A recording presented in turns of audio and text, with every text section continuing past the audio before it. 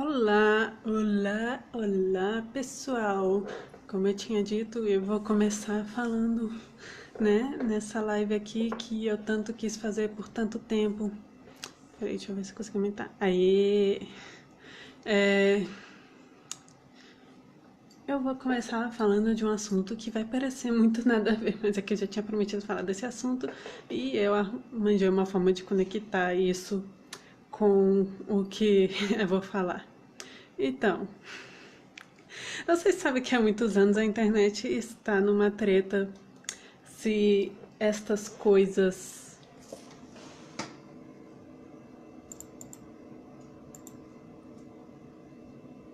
devem se chamar bolacha ou biscoito.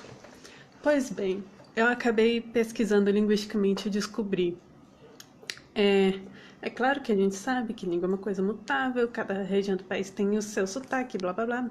Então, tecnicamente, qualquer um dos dois que você disser está certo. Até mesmo as associações que cuidam dos nossos alimentos dizem que ambas as formas de escrever está certo. Mas se a gente fosse na raiz da palavra mesmo, o que elas significam, nenhuma das duas palavras estaria certo para se referir a essas coisas aqui. A palavra certa seria, segura aí, você não vai acreditar no que você vai ouvir agora. Todas essas coisas que eu mostrei seriam monoscoitos. E sim, existem triscoitos também, só que eles são mais raros. Você sabe, biscoito vem do biscuit, né? E o cuit, C-U-I-T, é uma flexão verbal do francês que quer dizer cozinhar, cozido, né? Cozinhando. Então, o biscuit seria uma coisa que foi cozida 2 vezes. E antigamente eles faziam a massa de trigo, né? Não tinha açúcar, mas era muito difícil, né? Era muito difícil usar leite, então eles usavam essas massinhas como ração de exército, de soldado em guerra. E o negócio era feito para durar mesmo, então eles assavam 2 vezes para ficar bem ressecado e durar bastante, tipo aquele negócio de sobrevivência mesmo. O negócio dura tanto que a gente tem até hoje aqui em museu. Tá vendo? Aqui, ó. É um biscoito no museu de 1862, até hoje vivo.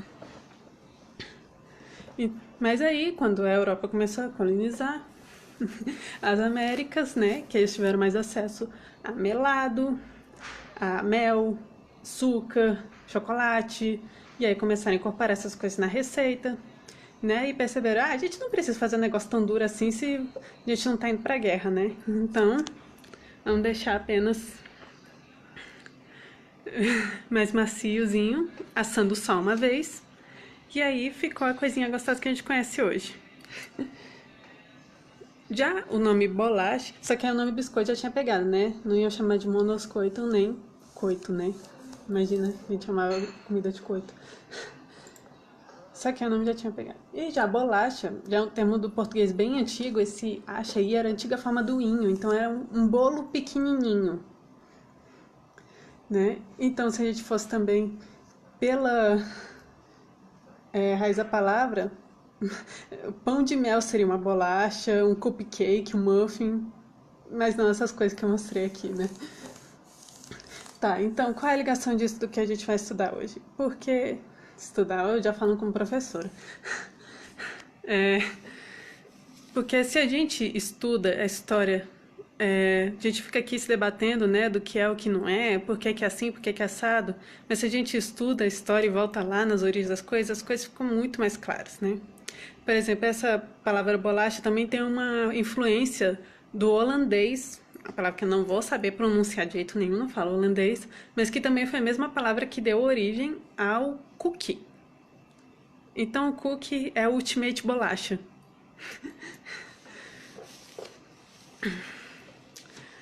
Então, gente, vamos ver, né? Vocês já devem ter ouvido 1 milhão de lugares diferentes a história de que o autismo é mais comum em homens, numa proporção de 4:1, né? 4 homens são autistas para uma mulher autista. Às vezes eu achei uma até piores, tipo 6 homens autistas para uma mulher autista, 8, tá?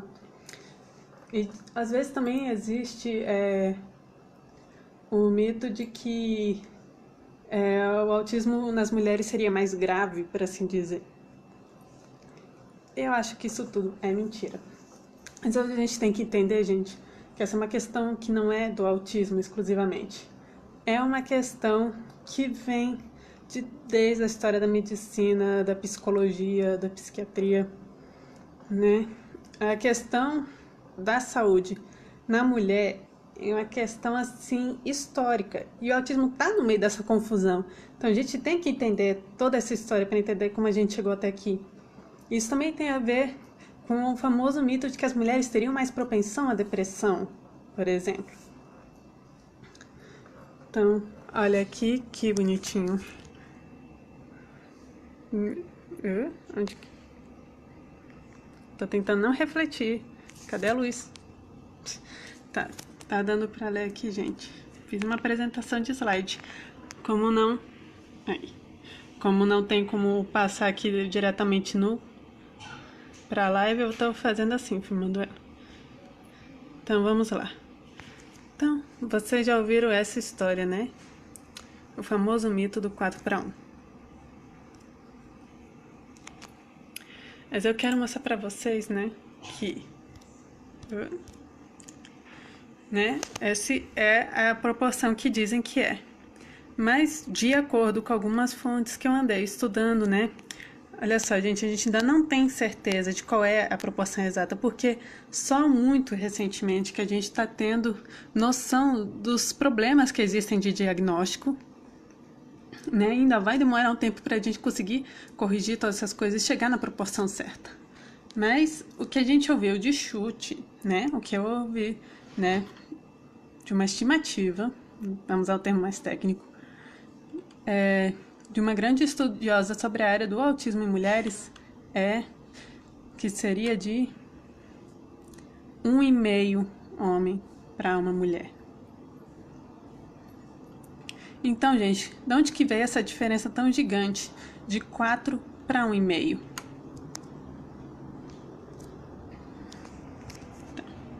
Já tá queimando meu dedo essa luzinha aqui.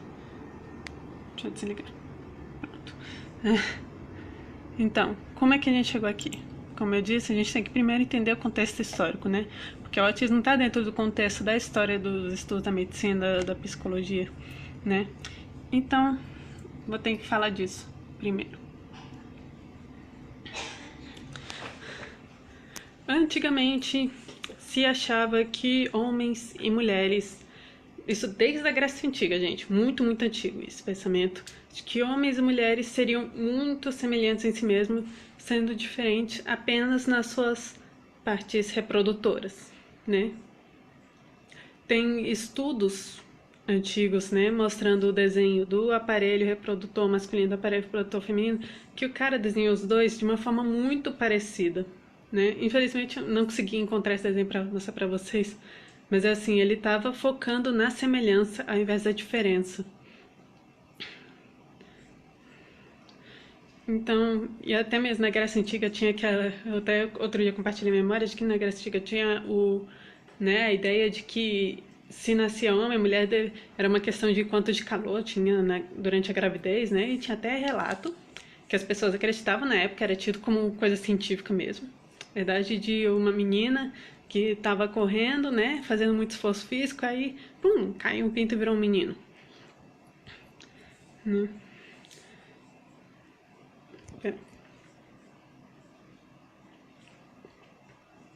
E também nisso existe a famosa história da histeria, né? Porque hístero significa útero. Eles achavam que as mulheres eram muito mais propensas a ficar deprimidas, né? Não usava a palavra deprimir na época, eu esqueci qual é o nome do termo antigo que tinha para isso, mas ficar nervosas e revoltadas, né? Então os estudiosos, né, antigamente achavam que era o útero que ficava passeando pelo corpo quando a mulher não tinha filho e deixava ela desse jeito.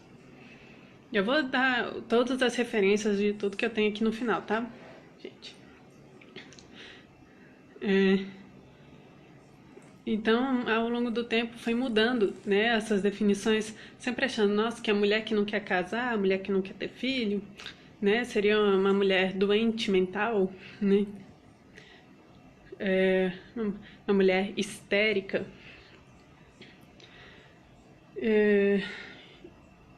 E também achava que a única diferença entre homens e mulheres seria a parte apenas sexual.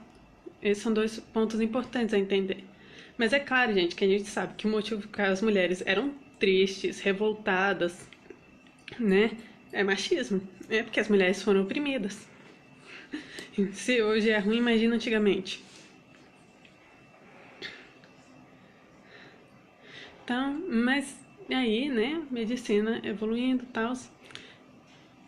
Eu vou evitar falar nomes aqui, mas bem no comecinho da psicologia, teve um cara muito famoso que que descreveu a histeria, que hoje a gente conhece como os sintomas todos que ele escreveu, a gente conhece hoje como a síndrome do estresse pós-traumático, né? Porque eram mulheres que tinham passado por abusos, por, né? Abusos sexuais, físicos, tal, dos pais, do marido, do irmão, né? Só que o problema é que quem pagava a terapia dessas mulheres era ou o pai, ou o marido, ou o irmão, as pessoas que abusavam. E o cara não querendo, né, botar a culpa dos abusadores para que eles não parassem de dar dinheiro para ele, né? Ele criou uma outra teoria dizendo que as mulheres fantasiavam essas coisas, né? E aí foi só depois da Segunda Guerra Mundial que viram que os soldados estavam voltando da guerra com histeria. E aí que descobriram, né?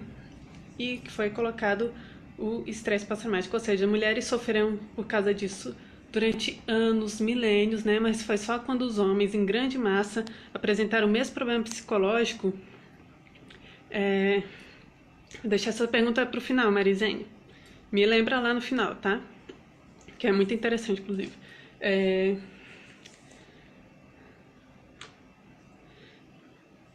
Onde é que eu tava, gente? Perdi, desculpa. Tá, então foi só depois que os homens em massa tiveram esse problema psicológico e realmente teve uma atenção mais científica, né? Pra saber como é que são as coisas. Tá, enfim, já que a gente tá falando de Segunda Guerra...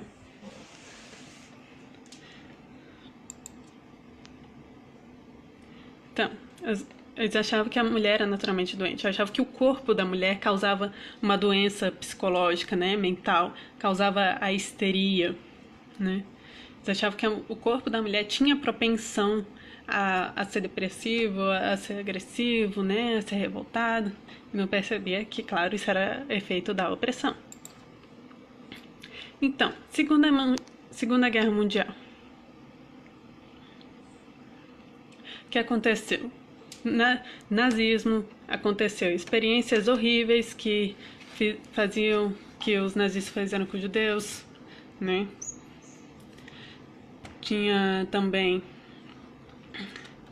né? Mas não foi só os nazistas com os judeus, teve também cientistas, por exemplo, nos Estados Unidos fazendo com pessoas com deficiência, teve tudo quanto é coisa horrível que você possa imaginar estava acontecendo, né? Depois, se vocês quiserem, vocês podem pesquisar ali, né, as experiências dos nazistas. É coisa horripilante, não vou entrar nesses detalhes aqui. Mas acabou a guerra, houve julgamento de Nuremberg. E aí, né, tudo isso veio à tona, o mundo ficou muito chocado. Então, né, a gente fez, né, o mundo, a humanidade, fez uns acordos para que evitasse essas coisas de acontecer, né? E aí surgiram os princípios para que pudéssemos fazer pesquisas científicas. Minha mãe que está assistindo entende mais desse assunto aí. Mas assim, o princípio de autonomia, consentimento, né? Ninguém ia poder se submeter a uma pesquisa sem que ele mesmo topasse isso, ninguém seria forçado a participar de uma experiência científica. Então, isso foi muito bom, gente, né? Só que uma das coisas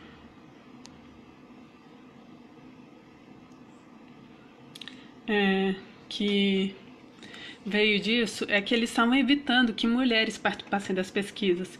E o motivo era até bem simples, assim, eles não queriam que a mulher pode ficar grávida, né? Então, queriam evitar problemas, né? Porque se estivesse testando medicamento e aí a mulher ficasse grávida e aí o bebê nascesse com algum, né, com alguma deficiência, alguma doença, alguma coisa assim, ia ser problemático e tal. Então, e também pela crença, né, de que homens e mulheres eram iguais em todos e só a parte sexual que seria diferente, ninguém viu problema nenhum que todas as pesquisas fossem feitas só em homens.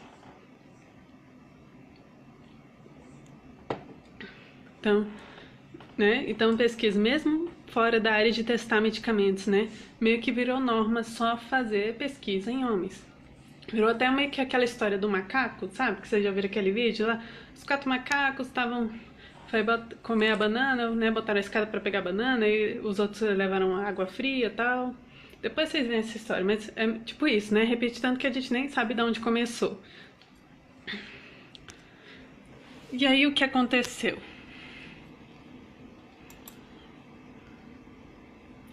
Então, também era mais barato você fazer com homens, porque os homens não têm todas as variações que as mulheres têm, né, de hormônios, de menopausa, de menstruação. Se você fizer uma pesquisa com mulheres, você tem que levar todas essas coisas em consideração, porque isso pode alterar o efeito, né, tanto da pesquisa psicológica quanto da medicamentosa, né?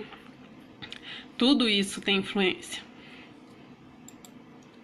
Mas aí a consequência, né? A gente só testa as coisas em homens e hoje a gente sabe que não é verdade essa história de que homens e mulheres são iguais em todos, exceto na parte sexual. A gente está descobrindo que até mesmo os tecidos, o aparelho, sabe, os órgãos, os formatos, as coisas, tudo são levemente diferentes também, né? E essa diferença realmente faz toda a diferença. Como, por exemplo, uma das áreas que mais foi afetadas por essa história de só fazer todos os testes em homens foi a área da cardiologia.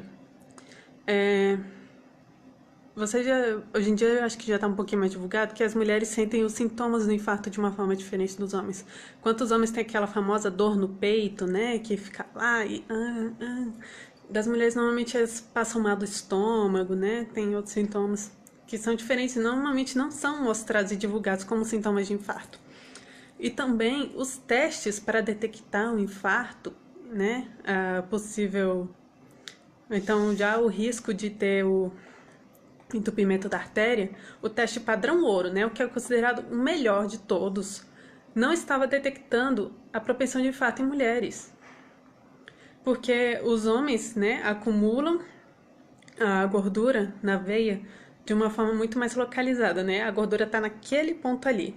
Já as mulheres, elas tendem a acumular gordura ao longo da veia, né, ou da artéria. Então, o teste não detectava lá que tinha infarto. O teste padrão ouro não estava funcionando para detectar a propensão da questão das mulheres. Então, gente, isso não é né? A invisibilidade das mulheres não é uma questão somente do autismo, é uma questão da medicina, da psicologia inteira. Então, um exemplo aqui. Uma pesquisa da contabilidade americana, governamental, mostrou que 80% dos medicamentos retirados de circulação depois de terem sido aprovados foram retirados por causa dos efeitos colaterais em mulheres. Gente, vocês sabem o quanto que custa de tempo e de dinheiro para você testar um medicamento em todas as suas etapas até chegar à aprovação? Você tem que testar o medicamento em laboratório, em células, depois de passar os testes em células, tem que passar para os testes em ratos, né? Ou então em outras cobaias animais. Depois você passa para a cobaia humana. E aí, né, todos os processos custam muito dinheiro, muito tempo, é muito burocrático, né? E não teve mulheres envolvidas em nenhum desses processos, gente. Um exemplo muito famoso disso foi o Zolpidem, que é um remédio para dormir. Foi apenas, agora esqueci o número, acho que foi 12 anos depois, acho que foi 20 anos depois, que já tinha sido aprovado no mercado, né?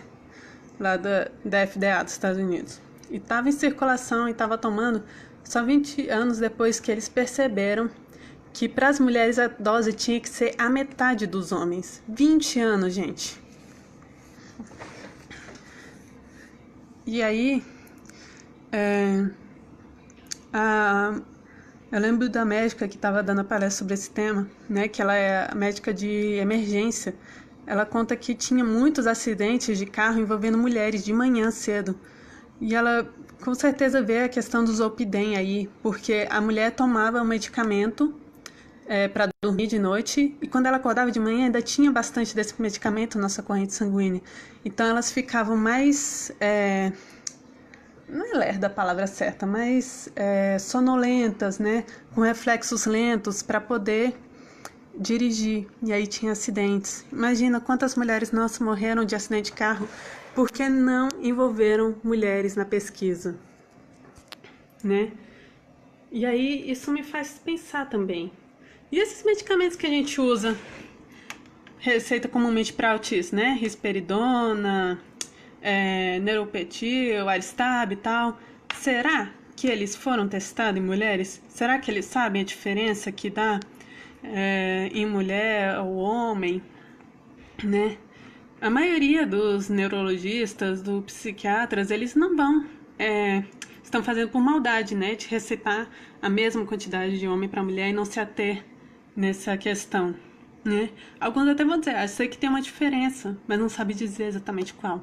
Então, você perguntar gentilmente para o seu neurologista ou para o psiquiatra, a pessoa que está receitando o remédio, né? Perguntar para ela, você sabe se tem estudos da diferença de efeito desse medicamento em homens e mulheres, né? Se não tiver, pesquisa, assim, é função do médico, né? Pesquisar, do profissional. Se a gente começar a falar mais sobre isso, talvez a gente chame atenção para o assunto, né? Então,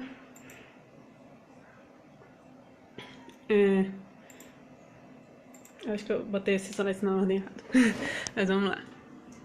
Aqui. Alison McGregor, a pessoa que estava dando essa palestra, né? Sobre as diferenças. Que fala aqui. Cada célula do nosso corpo tem um sexo.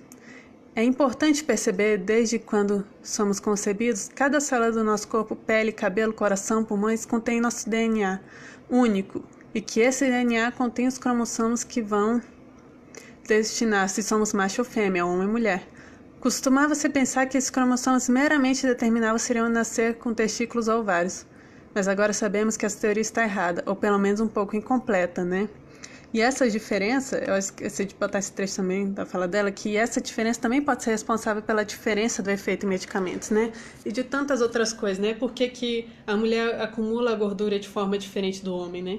É engraçado também que a palestra da outra médica cardiologista que eu estava vendo sobre essa questão, as mulheres, ela disse, né? Olha só como isso tem uma ligação, porque os homens, quando eles engordam no ponto, né? A barriga fica enorme. Já, né, geralmente. E quando as mulheres engordam, é muito mais distribuído no corpo inteiro, né? Então, a artéria é como se fosse um pequeno reflexo do que acontece no resto do corpo. Então, a questão tem todo o envolvimento da medicina, da psicologia, da história, de exclusão das mulheres nas etapas de pesquisa. Mas também existe uma questão cultural muito forte aí. Vamos ver se vocês lembram dessa música aqui.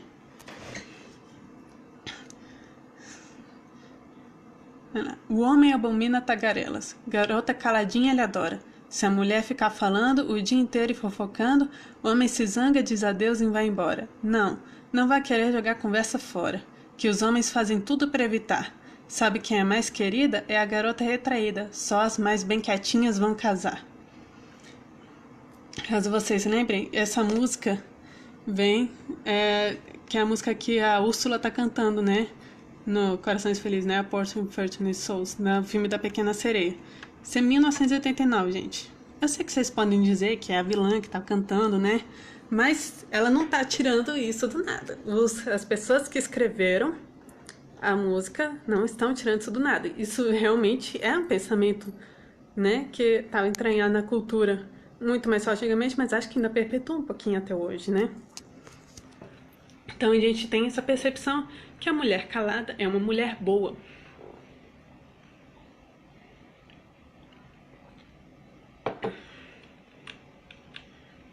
Então, a gente entendendo essa história da medicina, da psiquiatria, da psicologia, a gente agora vamos entender bem rapidinho. Eu já fiz live sobre a história do autismo, mas vamos dar uma pequena revisão. Hans Asperger, né, fez sua pesquisa em Viena, né, nesse internato, né, que era uma mistura de clínica com escola, né, e tem toda uma polêmica em relação se ele salvou as crianças ou mandou elas para a câmara de gás, né. Mas a questão é, foram 400 crianças, maioria meninos, né. Ele fez o papel, né, o estudo científico dele, analisando meninos. Olha só, nessa foto você vê 4 meninos e nenhuma menina. Leo Kanner, também. A sua pesquisa foi, né, o seu grupo de pesquisa inicial que deu origem ao seu primeiro trabalho do autismo infantil, da síndrome de Kanner, como ele chamava na época, que era 11 crianças, 8 meninos. E eu acho engraçado notar que a maioria das mães dessas crianças que o Leo Kanner estudou, a maioria delas tinha um curso superior, elas eram formadas. E isso era uma coisa muito rara na época, a gente está falando de 1940, 50, por aí, gente. Então, eu me pergunto, assim, se isso não teve envolvimento nele criar essa história da teoria da mãe geladeira, né? Que a gente sabe, né? Se a mãe tá lá trabalhando, estudando, ela não tá dando atenção pro filho, né? Deve ser isso. Vocês não suspeitam disso, não? Eu suspeito. Então, por muito tempo, foi o modelo do Kanner que permaneceu, né? Que ele viu uma visão muito estreita sobre autismo, né? Ele dizia até mesmo que se a criança tivesse epilepsia, não poderia ser autista. Hoje a gente sabe que cerca de 30% dos autistas têm epilepsia, né? É um modelo extremamente fechado. Mas aí, graças a Deus, veio essa mulher maravilhosa, Lorna Wing, que ela teve a sua filha autista. E ela sabia, né? Ela é psiquiatra. E ela sabia que ela era uma pessoa amorosa, ela sabia que o pai, né, da filha dela, o marido dela também era uma pessoa amorosa, então ela disse, mandou uma carta pro Kanner, essa sua teoria de que a mãe causa autismo é uma baboseira. Não foi essa exatamente o jeito que ela escreveu, mas foi alguma coisa parecida. Então ela foi atrás de políticas públicas para autistas, né? O Kanner, ele tinha chutado, não tinha feito estudo nenhum de que o autismo seria raro. Então ele chutou uma prevalência de 1 a cada 2.000 por aí. E é isso quando você vê aquele negócio de 1940, a prevalência de autismo era 1 em 2.000. Isso foi o chute do Kanner, tá? Não tinha nenhum estudo embasando isso. Então ela querendo criar políticas públicas, se juntou com a colega dela, a Judith Gould, alguma coisa assim. E as duas pegaram os questionários, né, das características de autismo e foram sair pelas ruas de Londres, fazendo esse questionário, né, nas crianças, né, e adultos também, vendo quais que tinham as características. E elas se surpreenderam com o resultado, porque elas pegaram um número muito maior do que o que o Kanner tinha previsto, né? E uma variedade também muito maior do que o Kanner tinha previsto. Então elas ficaram, a princípio, bem perdidas, sem saber fazer sentido aos dados que tinha encontrado. Mas, e aí, pesquisando, a Lorna Wing encontrou o artigo da psicopatia autística da infância, né? Lembrando que psicopatia naquela época não tem o mesmo significado que tem hoje, que era o artigo do Hans Asperger. E aí o artigo nem sequer tinha sido traduzido para nenhuma língua. E por sorte o marido da Lorna falava alemão. E aí o Asperger ele tinha descrito o autismo como um contínuo. Que aí foi que ela conseguiu também que, né, ampliar a noção de autismo e depois conseguir colocar a síndrome de Asperger também na DSM, no CID depois.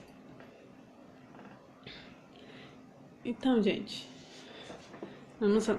Vamos recapitular as coisas que a gente viu e botar no contexto, né?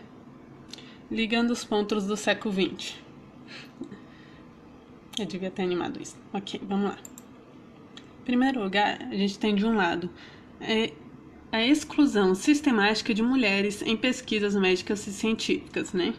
A gente vai fazer pesquisa sobre qualquer coisa, vai fazer pesquisa sobre autismo, a gente só chama homem, não chama mulher não.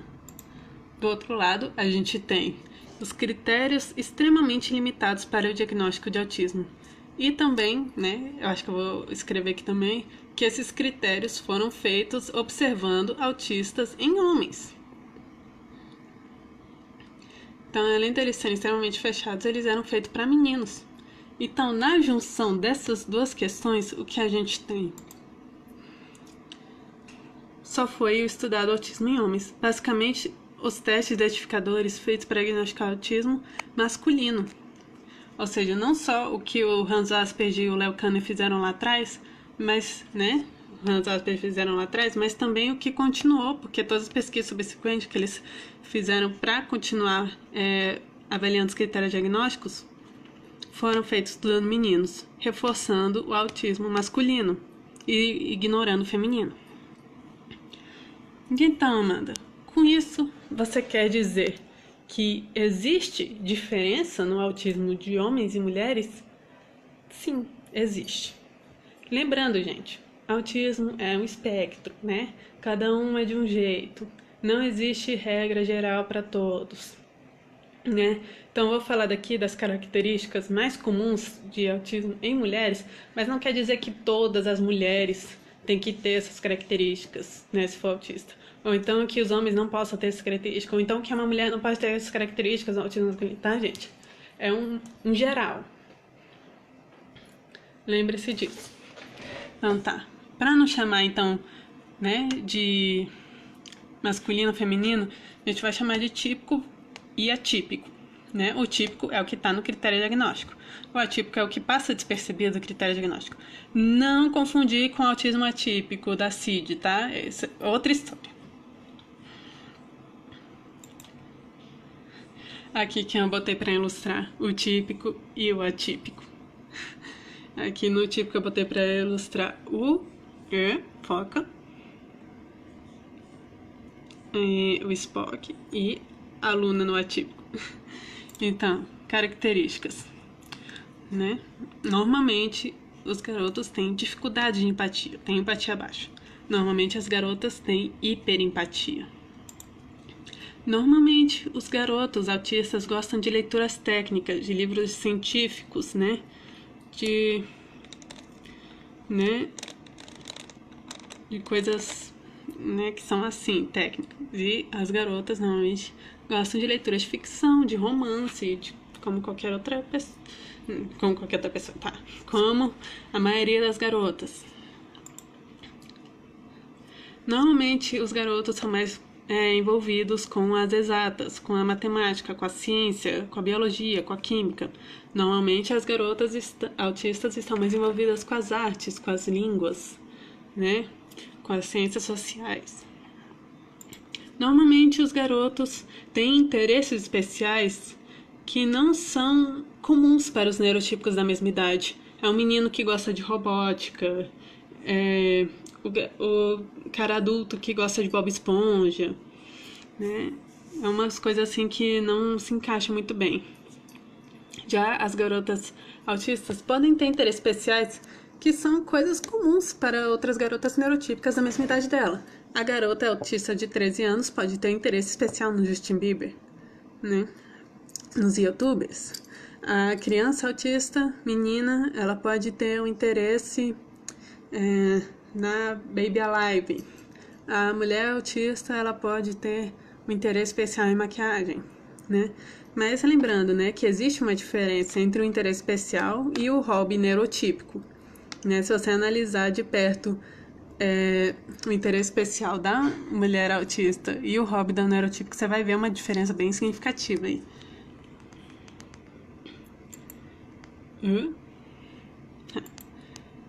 Aqui, continuando essa lista, os outros dois que eu escolhi para representar o típico, o L do Death Note e o atípico, a Padmé de Star Wars. Então vamos continuando. Então tá. Normalmente os homens autistas têm crise nervosa de forma agressiva, né? Pode não ser exatamente a autoagressão de bater nas outras pessoas, mas vai ter um comportamento de certa forma agressivo, né? De gritar, de xingar, de cair no chão, né? Já as garotas autistas pode ter muito a crise nervosa em forma de choro, né? Aquele choro inconsolável, uma pessoa muito chorosa, muito emotiva, né? Por que você tá chorando por causa disso? Como é que faz sentido você chorar porque a luz tá piscando, né? Normalmente, os homens autistas têm apego a objetos como um objeto de transição. Tipo aquele Alckmin do Star-Lord do Guardiões da Galáxia, né? Normalmente é um objeto, um bichinho de pelúcia, alguma coisa assim. Já as mulheres fazem de seu objeto de transição, na verdade, um animal, um bichinho de estimação. Os homens autistas normalmente têm personalidade e aparência simples, né? É tipo, os outros não me importam com que eu não me importo com o que os outros vão pensar sobre mim, né? Então, pra que eu vou me arrumar? Vou usar o meu pijamão, né? De qualquer forma. Não vou pentear meu cabelo direito, eu vou só fazer o mínimo e básico possível, né? Vou ficar aqui quietinho no meu canto. As mulheres autistas normalmente têm personalidade e aparência excêntricas. Ora, se eu não me importo com o que os outros pensam de mim, eu vou rir alto, eu vou usar o batom azul, eu vou fazer o que né, o bem entender da minha vida e não tô nem aí. Posso usar uma melancia no pescoço e isso não é pra chamar atenção, muito pelo contrário, porque eu não tô nem aí para atenção.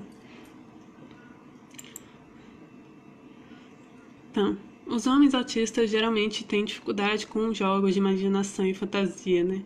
Aquela dificuldade de pegar o bonequinho e fingir que é, né, o personagemzinho tal, o herói, não sei o que, tá. Já as mulheres têm maior facilidade com jogos de imaginação e fantasia. Olha só, gente, uma coisa muito importante aqui. A garota autista, ela pode, por exemplo, pegar a Barbie, né? O bonequinho, e aí ela reproduzir uma cena que ela viu, por exemplo, num desenho animado, ou que viu acontecendo na família, na escola, alguma coisa assim, ela reproduz igualzinho. Mas isso não quer dizer exatamente que ela está fingindo, né, que está fantasiando. Mas para quem está olhando lá de fora, pode parecer isso. E com certeza é uma coisa que dificulta o diagnóstico. Então, uma coisa também, esse ponto eu até botei em negrito porque é uma coisa que faz muita diferença, que é a tal do comportamento social, né? Que normalmente uma questão muito forte do autismo é a falta de imitação, né? Normalmente o homem autista não vai imitar o comportamento de colegas, né? Ele não vai usar a roupa da moda, as coisas assim. Mas a mulher, ela pode imitar, só que ela imita de uma forma mecânica. Inclusive, tem até um texto no Lagarta Vira-Pupa falando sobre a questão do difícil diagnóstico de mulheres autistas, que fala justamente do caso da menininha, né? A terapeuta foi lá e falou com a terapeuta fala com a menina, ela fala: oi, bom dia, tudo bem? Você quer suco? Não sei o quê. Então pareceu, nossa, que interação social ótima, né? Que suspeita de autismo é esse? Aí depois, a segunda vez que a terapeuta foi lá conversar com a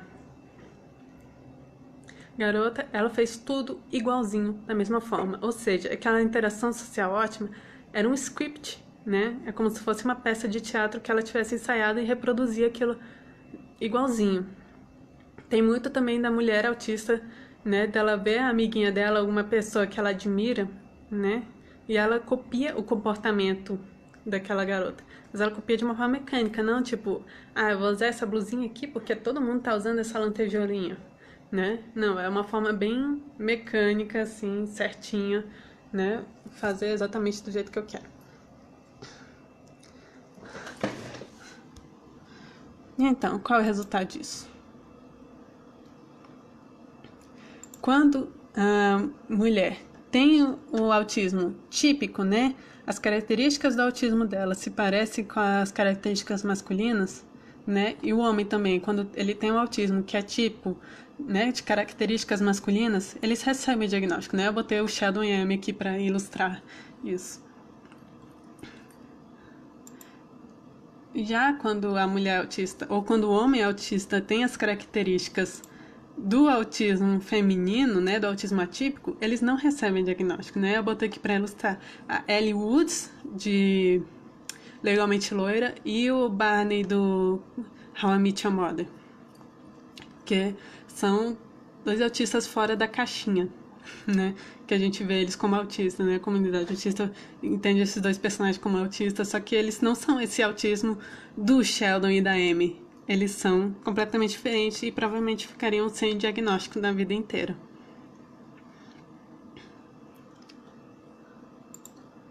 Então, o que acontece na prática, né? A gente tem um ciclo de invisibilidade de mulheres autistas, né? Então, se é difícil por causa de todas essas questões... Gente, eu vou lá na cozinha, vou pegar uma água, que já acabou aqui, mas eu vou continuar falando, né? Se todas essas questões de dificuldade de diagnóstico já existem para a mulher autista, né, do autismo clássico, imagina para o autismo leve, né? Se a gente acha que a mulher que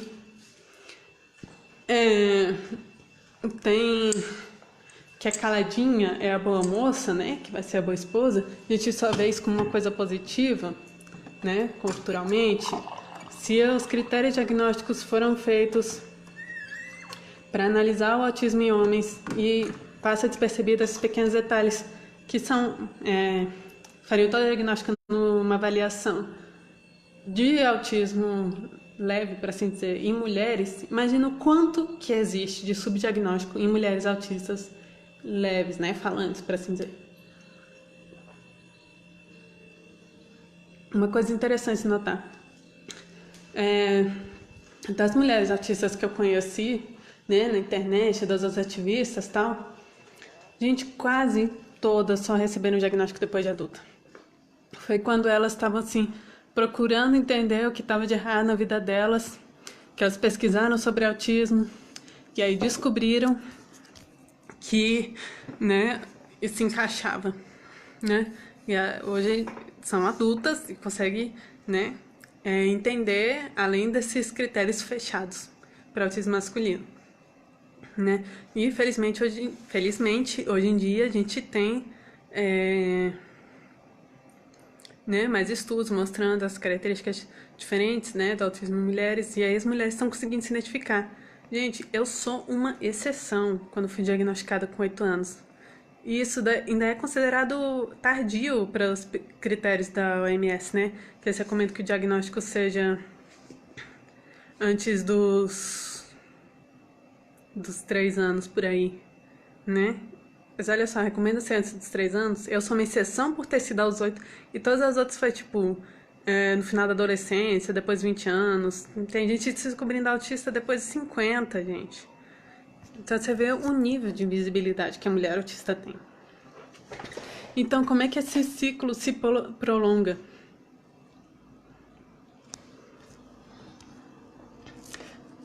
Olha só o que anda acontecendo, né? É um ciclo, gente. É uma retroalimentação o negócio. A gente tem que... Olha só. Em primeiro lugar, os profissionais são convencidos de que há mais homens autistas do que há mulheres, né? E aí eu vou aproveitar que eu lembrei disso agora, né? Vou comentar que eu tinha feito a pesquisa, né? Se vocês queriam que eu falasse sobre Autism Speak, a questão do autismo em mulheres. E aí eu disse que tem ligação das duas coisas, porque a Autism Speaks é responsável pela invisibilidade de mulheres, né? Quem foi que criou aquela história do azul para a cor do autismo? Foi a Autism Speaks. E foi ela que também pegou o símbolo do quebra-cabeça e se tornou mais viral, né? A Net Notice Society já tinha usado quebra-cabeça antes, só que era diferente, não tinha o azul. E aí a Autism Speaks pegou o quebra-cabeça azul, né, e botou isso dizendo assim, o autismo é uma confusão muito grande, por isso que é um quebra-cabeça, e a gente bota azul porque tem mais homem do que a mulher autista na proporção de 4:1. Tá, gente, vamos pensar assim. Se a gente fizesse uma pesquisa aqui e pesquisasse o diagnóstico de autismo por cor da pele, eu tenho certeza absoluta que daria muito mais brancos diagnosticados que mulher do que negros. É certeza absoluta. Mas vocês acham realmente que tem o autismo é uma questão de brancos? Você acha que realmente existe alguma coisa na genética dos brancos que causa autismo? Não, né? Claro, isso tem a ver com muitas questões, tipo de quem tem acesso ao diagnóstico, né? De quem tem o interesse em mandar para o psiquiatra, né? E principalmente da questão cultural, né? Porque a mulher ser calada, ser retraída, é vista uma coisa boa. E isso acontece do outro lado também. Tem muito pouco diagnóstico de homens, né, das questões de agressividade, por causa que é ser uma coisa boa ser visto, né? O homem, machão, não sei o quê. Então, o sexismo atrapalha para os dois lados. Mas a Autism Speaks pegou esse negócio e propagou que nem fogo na palha, né? Então, ela foi o grande responsável por esse ponto aqui, né? Que é convencer todo mundo de que o autismo é mais comum em homens do que em mulheres, sem se atentar para todas as questões que tem, da história da medicina, da invisibilidade, da questão cultural, né? Então, se os profissionais são convencidos de que há mais homens autistas que mulheres, consequentemente, eles vão fazer diagnósticos muito mais em homens do que em mulheres, né? Eles são convencidos de que o diagnóstico é feito são só aquelas características do masculino, então eles vão reforçar os critérios diagnósticos para o autismo masculino, né? E aí as mulheres são muito menos diagnosticadas que os homens, porque você está usando o homem como padrão. E aí as estatísticas, com certeza, vão demonstrar que vão ter mais homens sendo diagnosticados do que mulheres. Porque esse é o reflexo do que aconteceu aqui, em cima, né? De que o autismo os critérios diagnósticos eram masculinos. E aí, se a estatística mostra que tem mais homens que mulheres, os profissionais vão ser convencidos de que há mais homens autistas do que mulheres. Eles vão fazer as pesquisas quase exclusivamente com a amostragem de homens. E com essa pesquisa de homens, eles vão reforçar as características do diagnóstico masculino. Então, os diagnósticos são feitos só para autismo masculino, e as menos mulheres são diagnosticadas do que homens. O que deve que as estatísticas mostram que mais homens do que mulheres são diagnosticados com autismo. Então, vocês estão vendo, né? Esse é o ciclo aqui. E aí, qual é o resultado desse ciclo? Né? O que acontece para as mulheres? Então, onde estão essas mulheres que não estão diagnosticadas autistas, mesmo elas sendo autistas? Né? O que é normalmente os diagnósticos que recebem? Transtorno obsessivo compulsivo, transtorno de déficit de atenção e hiperatividade, é opcional, né? Ou com deficiência intelectual, no caso de, né, autismo de mais nível de apoio, não falante.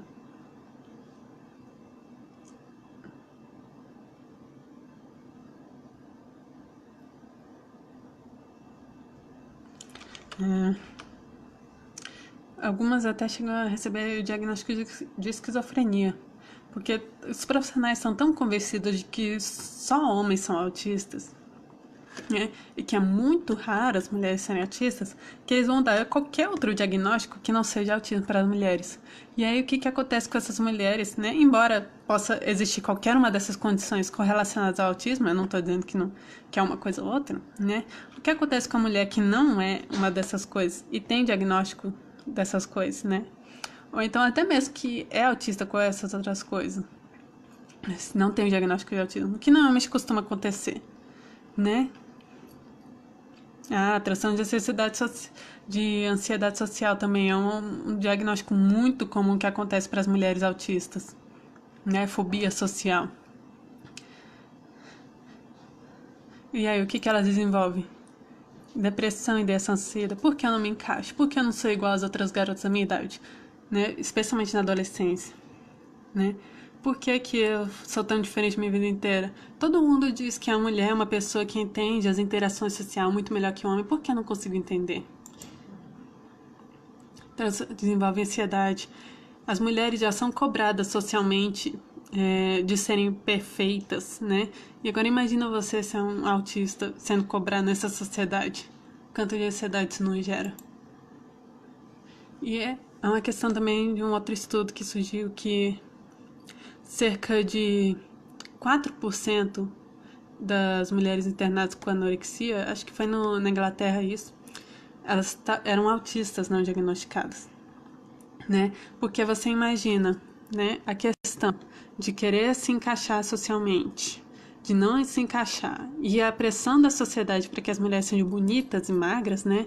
E aí o autista já tem questão de seletividade alimentar, de dificuldade para percepção, de perceber a própria fome. Então aquilo ali junto é uma bomba, né? A mulher vai querer se encaixar sendo magra e ela já tem facilidade de controlar o que come, ser muito seletiva no que come, de não sentir fome. Então, para virar anoréxica é um pulo, é um grande risco. Eu ficar lá contando estritamente as calorias do que come e fazer aquela rotina rígida, né, do que tem que comer, isso é característica bem autista. Então, o que é que a gente pode fazer para quebrar esse ciclo, né? Para dar visibilidade às mulheres invisíveis. Em primeiro lugar, né? Se você é um pesquisador, se você vai fazer algum tipo de pesquisa de medicamento, de questão psicológica, ou qualquer coisa assim, inclua mulheres. Faça questão. Se não tiver nenhuma mulher incluída na sua pesquisa, vá atrás. Não deixe isso passar, tá?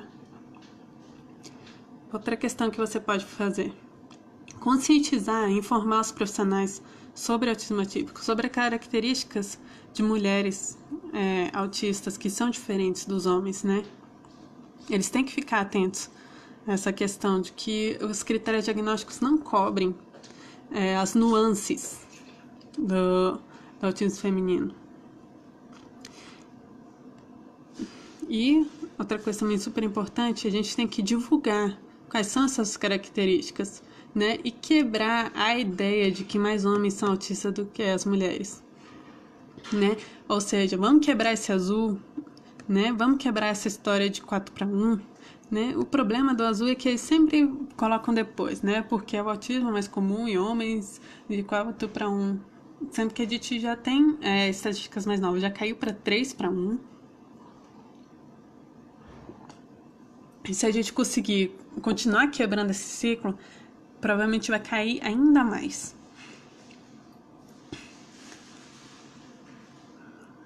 Então, a gente tem que quebrar esse ciclo, tem que tirar essas mulheres dessa situação de invisibilidade. E aí, eu vou deixar aqui a referência e eu vou estar respondendo a perguntas enquanto vocês dão uma olhada aí, quem quiser pegar alguma referência. Eu lembrei da pergunta da Marise, lá do começo do vídeo. Ela perguntou se era verdade que existia a cinta de castidade. Bem, existiu, só que não era o que normalmente a gente vê nos filmes. Não era o homem que eu vou botar na mulher pra ela não trair, ou então pra evitar masturbação, alguma coisa assim. Era alguma coisa que as mulheres botavam nelas mesmas durante invasões e guerras pra evitarem serem estupradas.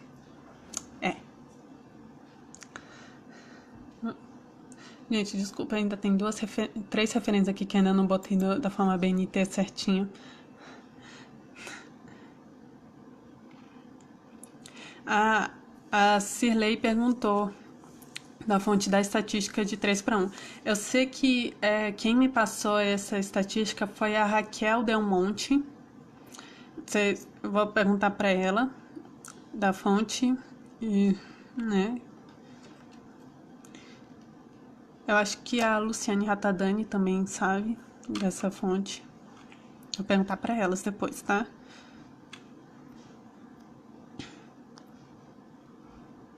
Mais alguma pergunta, gente? Ela tá pra outra página. Quanto?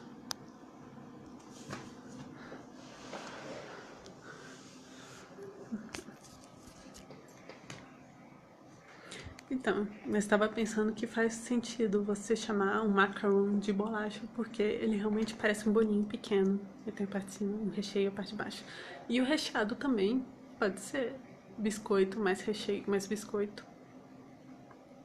Pode ser uma bolacha, porque parece um bolinho pequeno, tem recheio.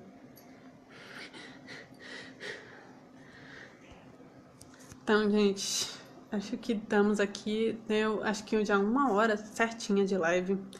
Não estou vendo mais perguntas. Ah, eu lembrei de uma. Alguém perguntou sobre a questão de menstruação, mas acho que foi lá no começo da live. Não sei se eu vou conseguir encontrar de novo. Se a pessoa tiver aí, pode mandar de novo para eu ver.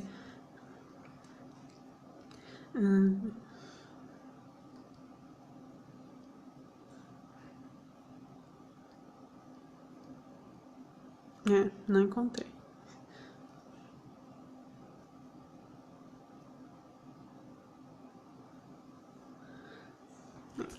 Então, mas eu tenho aqui nas referências a estatística da Judith Gold, né, que foi a colega da Lorna Wing, que ela tá até hoje lá trabalhando na National Society, uma das referências em autismo feminino do mundo, que ela que deu esse chute estatístico, né, essa estimativa de que na verdade seria de 2 para 1 ou de 1,1, 1,5 para 1. Tá, assim, menstruação. Tá. O que eu posso dizer é que não é um bicho de 4 cabeças. De 4 cabeças, porque ela falou que tem 4 anos, mas tem 4 cabeças. Não é um bicho de 7 cabeças, tá? Você avisa já desde cedo, você faz a educação sexual, mostrar que é normal, que vai sair o sangue, né? Que o sangue não vai sair vermelho, né? Que muita dor é incomum e não tem problema tomar o remédio para dor, né? Que isso faz parte do crescimento, que ela tá virando mocinha, né? Comemora quando tiver a primeira menstruação, como comemoraria qualquer criança, né? Que eu acho que é uma importante fase do crescimento, né? Que, que ela tá passando por outra etapa da vida. Acho que isso é muito importante para a pessoa se ver, né, como num processo de crescimento, de amadurecimento, né? E se, né, a situação ficar muito ruim, tipo, tiver alguma dor muito forte, né, você tem que analisar no médico se tiver uma dor muito forte, porque isso não é normal, ok? Não é normal que a pessoa fique morrendo de dor. E ensinar também que sangue não é sujo, tá, gente? Aquilo ali alimentaria um bebezinho, ok? A nossa natureza não colocaria uma coisa suja para alimentar um bebê, tá? É a coisa mais limpa que vai sair dali de baixo. Fora o próprio bebê em si.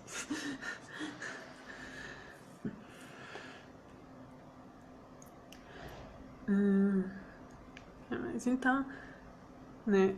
Se dá problema, se der muito problema, tipo, já passou, tipo, você já tentou isso, tipo, se a pessoa tem pânico de sangue, por exemplo, é uma situação extrema, gente, só situações, tipo, tem algum problema ginecológico que a pessoa tem muita dor e o remédio não passa, aí sim você vai atrás de alguma coisa pra interromper, gente, mas não tendo porquê, não tem porquê, né? É uma parte da nossa etapa da vida como qualquer outra. Então tem que falar abertamente, ensinar como é que bota, como é que tira, né? O absorvente, ensinar a trocar, né? Eu vi uma dica muito boa de você já pegar, né, para ensinar, você pega um absorvente mesmo e bota um corantezinho vermelho para mostrar, olha, quando tiver tanto sujo assim, você tem que trocar, ou então bota um despertador, né, porque tem questão também de que esquece de trocar absorvente, né, bota o despertador, de quanto tempo você tem que trocar. E aí tem questão também, gente, às vezes remédios hormonais que usam para parar a menstruação vão deixar mais agressivo, ok? Tem gente que aumenta a agressividade muito tomando hormônio.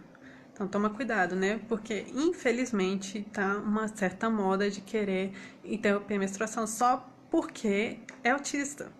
Isso não faz sentido nenhum, tá? Uma pessoa com direitos, com autonomia ao próprio corpo, mesmo que não fale, mesmo que tenha deficiência intelectual, continua tendo direito à autonomia.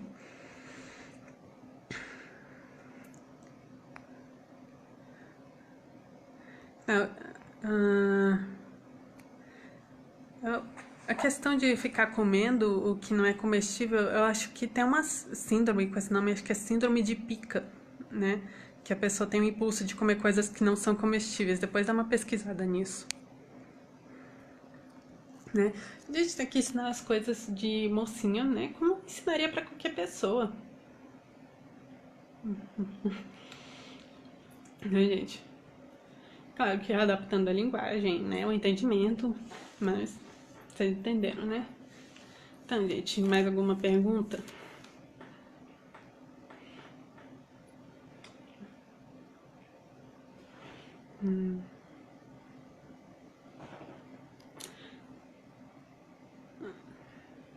Se é atividade alimentar, eu falei na questão da live do transtorno do processamento sensorial, dos instintos, né? Que acho que ainda, eu acho que o Facebook não tirou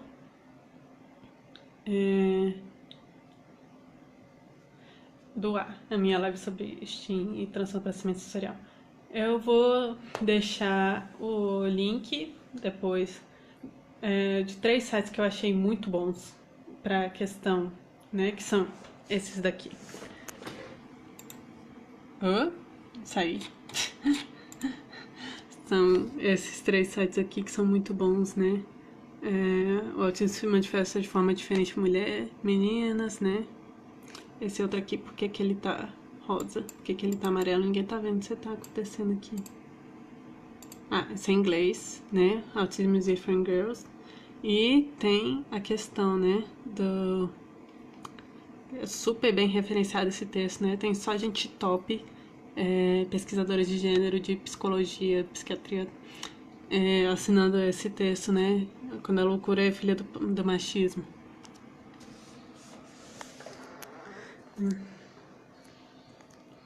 Então, gente, eu acho que deu 1 hora de live, um pouquinho mais de 1 hora. Acho que tá um bom tamanho, né? Eu acho que não tendo mais perguntas, eu vou acabar encerrando por aqui. Eu quero ver vocês tomarem consciência no dia 2 de abril e parar de usar azul, viu?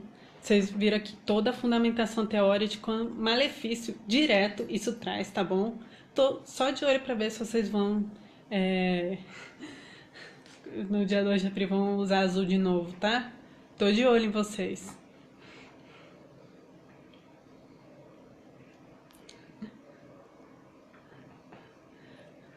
Viu? Então tá, gente. Eu estou desligando. Boa noite. Gostei muito de fazer essa live, que é um assunto que eu queria falar há muito tempo já. Então, tchau.